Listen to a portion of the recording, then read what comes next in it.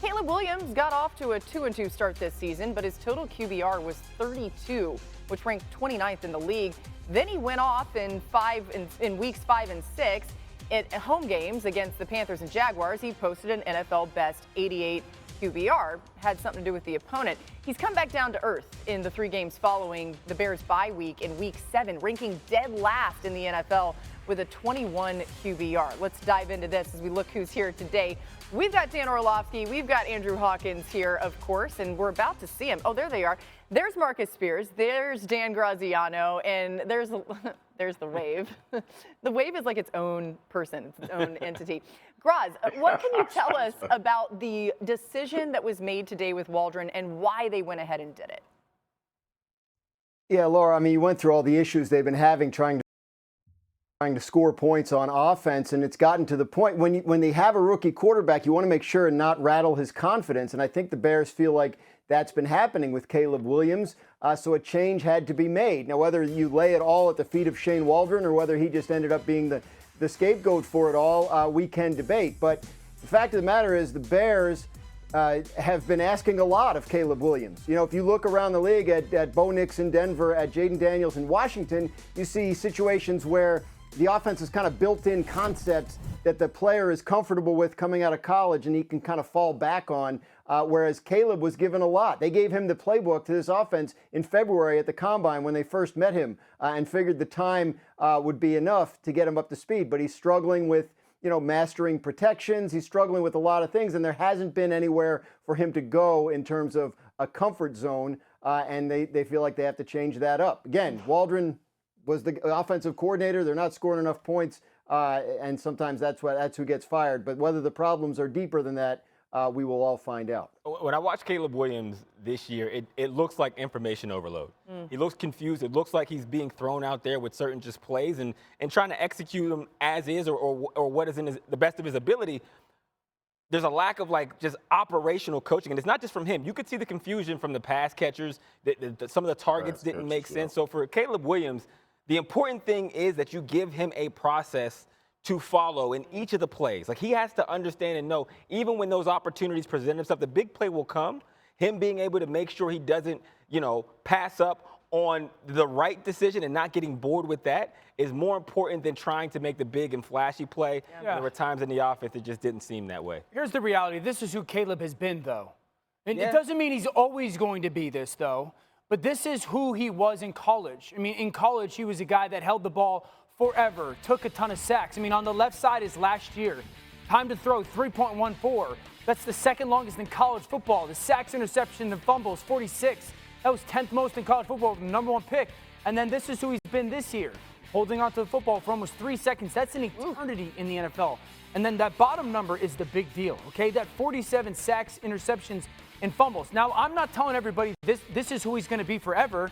I think that's the challenge for Thomas Brown, who's that new play caller, is, Graz says something where they were asking so much of him, and he contrasted it to Drake May and Bo Nix. Bo Nix is actually the contrast that I point to. And Jaden Daniels. And Jaden Daniels, correct. But when you watch what Denver does with Bo, it is literally one thing. Look at that one guy, and he'll tell you what to do. I think for Thomas Brown, it's like you got to build in things that don't ask him to think. Don't even give him the chance to think. You're throwing the ball there, like a perimeter screen, an RPO, where there's not, I'm trying to look at 3 or 4 different guys. That's the challenge immediately in Chicago. Yeah, this is where I'm really kind of tossing and turning about this, because I think what they're saying is definitely accurate, but then I don't think that they're acknowledging that, and I've said this now in multiple Chicago Bears videos, that they lead the league in no-read throws. So, okay, I have a clip queued up now that I'm going to play for you all here. This is Greg Cosell on the herd talking about what they've done to help Caleb Williams grow. Now, this is from a few weeks ago, to be clear, but listen to what Greg Cosell has to say about all of this. Look at film, slow, steady growth. Where's it coming from? The film tells you, I don't want to use the word simplify because that is a bad connotation, but again, I just talked about helping Jaden Daniels, they're doing a great job of helping Caleb Williams, of really defining the route concepts so it defines the reads. It keeps them relatively basic, which, by the way, is the job of the coordinator. You should be doing that with every quarterback so that he knows exactly who to look at, where to go with the ball, and they also give him some plays that are basically no-read plays. You know, he's thrown the most screen passes of any quarterback in the league through 6 games. Those are plays, obviously, that are no-read plays. The touchdown he threw to Cole Kmet last week, the first one, which we're going to show in a moment here, that's basically a no-read play that becomes a 31-yard touchdown. So they're doing an outstanding job with him. And make no mistake, this kid can throw the ball exceptionally well. He controls it beautifully. I mean, you saw him for those 2 years at USC. It comes out of his hands so beautifully. Yeah. So let's go to the. So, okay, that's why I kind of take issue with this idea that they're asking Caleb to do too much, that they're not doing a good enough job to put him in a position to succeed. Shane Waldron, this, that, like, it's not really fully true. If you want to make an argument that Shane Waldron hasn't done enough in the grand scheme of things, or his approach has been wrong, like, that's fine. You can argue it. But you can't argue that they haven't been trying to clearly define and make things easier for Caleb. So if they're still doing that, and it's still information overload for Caleb, that's probably more for Caleb. You can only simplify the offense so much. And that's what Greg Cosell is talking about. First off, he's saying that it needs to be simplified for every quarterback. Like, that's the job of the coordinator for every single, to do that for every single quarterback, to simplify the offense, to try to clearly define the reads, clearly help them clearly understand the type of throws to make, and when. Whether, again, it's Caleb Williams, Patrick Mahomes, Tom Brady, it doesn't matter. That is the job of the OC. And it's just interesting to me that for a stretch, everybody was saying that's what they were doing with Caleb, and that's what was happening. And now they're like, well, this is information overload.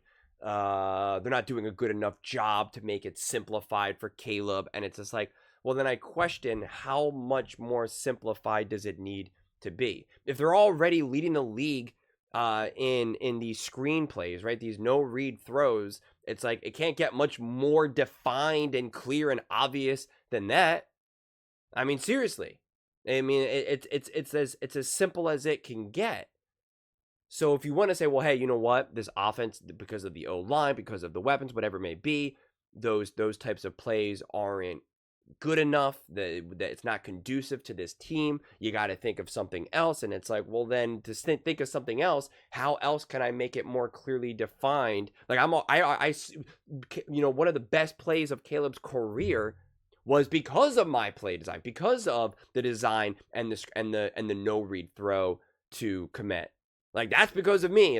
Me, Shane Waldron. Like, what else do you want me to do? I can't run that play obviously every single time, and there's only so many different variations that I can run of a play like that. He's got to be able to do other stuff as well. So it just becomes kind of again, like I keep saying about the Chicago Bears, it just becomes messy. And everyone seems to have a different reason why we got here with the Chicago Bears and Caleb Williams. And I think that's why, because it seems like Graziano and Hawk and all of that, they were definitely kind of saying like, hey, there's too much going on, essentially like, don't blame Caleb. And now you have Dan who's like, yeah, that may be true as well, but like, Caleb is doing what he's always done. This is who he's always been.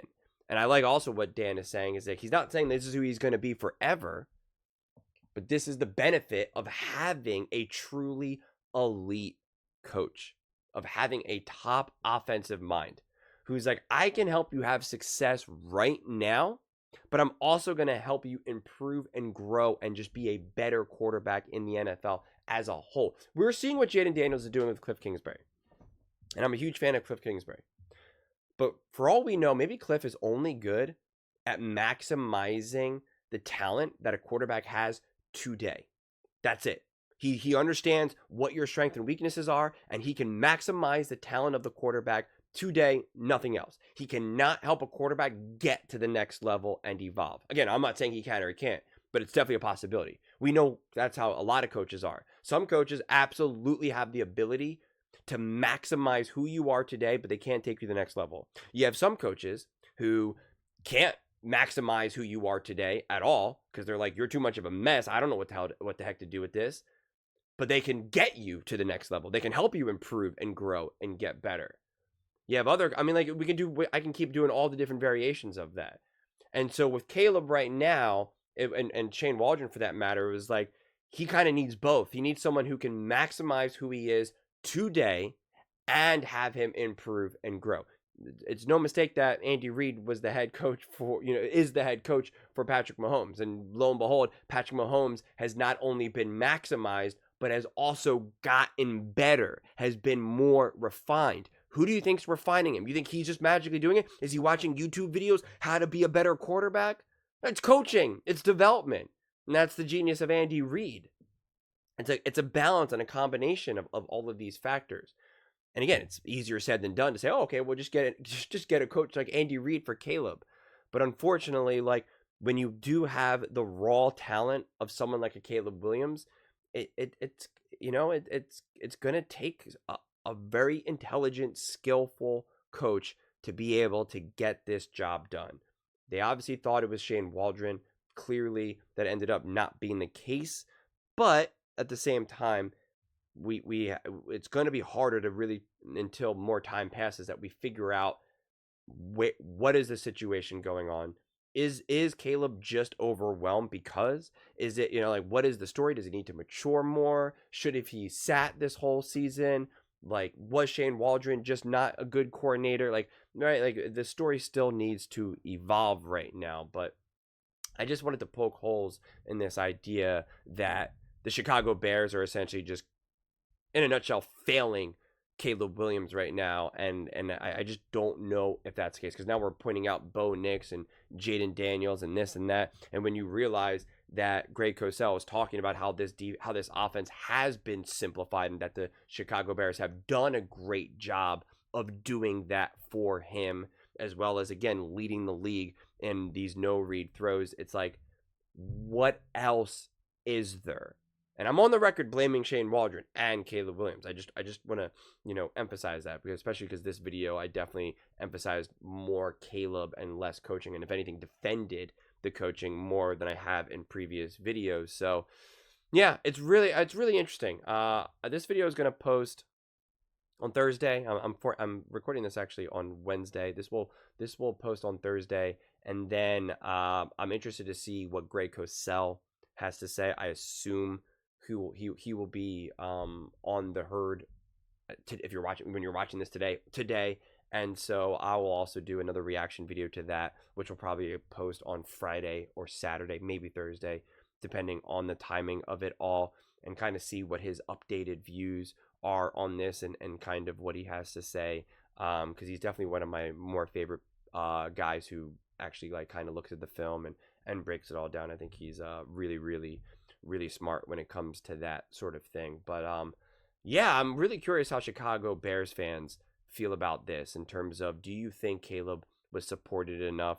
Do you blame coaching? Do you blame Caleb? Do you think they're both to blame? Like, to me, that's what this whole story has been this whole week, right? Is who to blame. Everybody wants to blame someone else, and it seems like every video I make about this, like, that's the conversation. It's just everyone's just like, where did this go wrong? And since everyone's giving a different answer, to me, that signals more than anything that it's just everyone's to blame, right? Like, there is no singular issue here.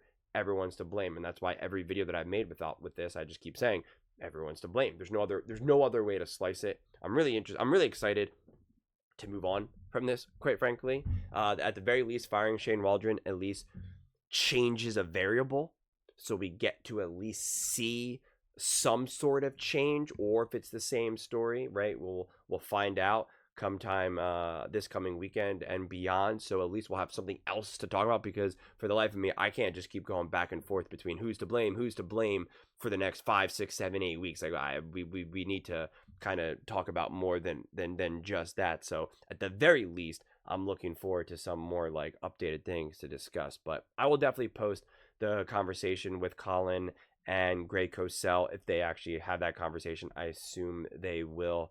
And so be on the lookout for that one. But those are just my thoughts. I'd absolutely love to hear yours. What do you guys all think about this ongoing saga? between Caleb Williams and the Chicago Bears and the coaches? Let me know in the comments below. I read every single comment, so whether you agree with me or disagree with me, either way, let's get in some discussions, let's get in some fights, but ultimately, let's just have some fun. And please do consider subscribing. We are building an amazing community here, and I'd absolutely love to see you part of it. I want to build something that we all genuinely feel connected to, something that we're really excited to be part of. I think we're well on our way to doing it. And please don't forget to give this video a thumbs up, as it really does help with the visibility and the algorithm. Thank you so much, and see you next time.